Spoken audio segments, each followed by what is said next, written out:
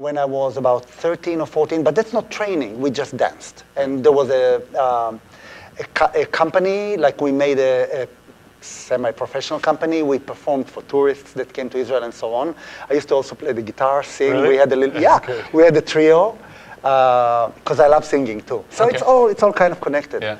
And then later on, after I finished high school, I just went for the first time to dance. I went with a company, with a folk dance company. I came here on tour.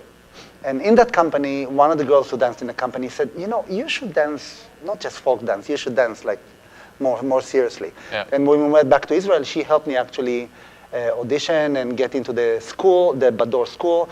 And I joined the company very soon after. How old were you then? 17 and a half. Okay. Yeah.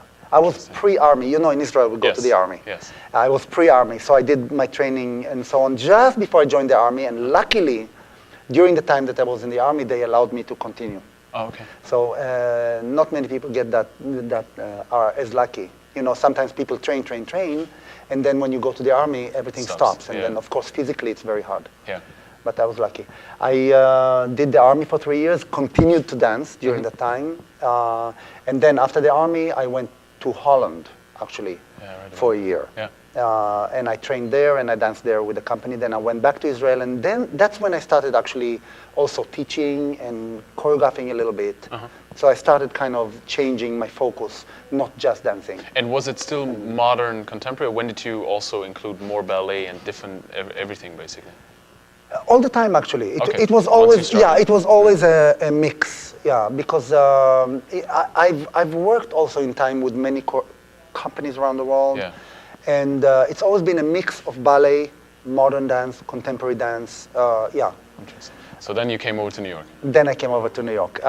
Again, I was lucky a little bit because there was a job for me. Yeah. Not when I came, I didn't know it, but I found a job. There was a new company called Dancers that just formed. Yeah. And I auditioned for them, not so much as a dancer, but more as a ballet master. Yeah. To run rehearsals and teach the company and so on, and I got the job.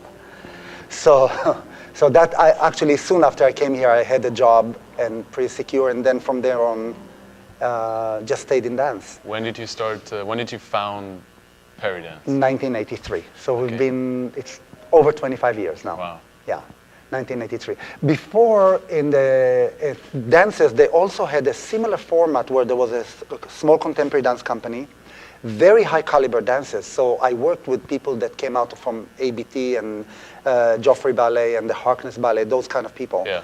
And I was very young at the time, so that helped me kind of learn also, Yeah, because I came from a very good company, but the experience in a small country like Israel, it's not so big. Yeah.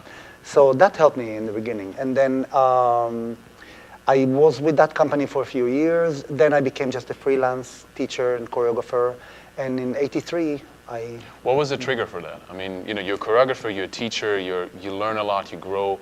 What makes you think, let me start a company, a home for dancers and grow that? I mean, what's the trigger?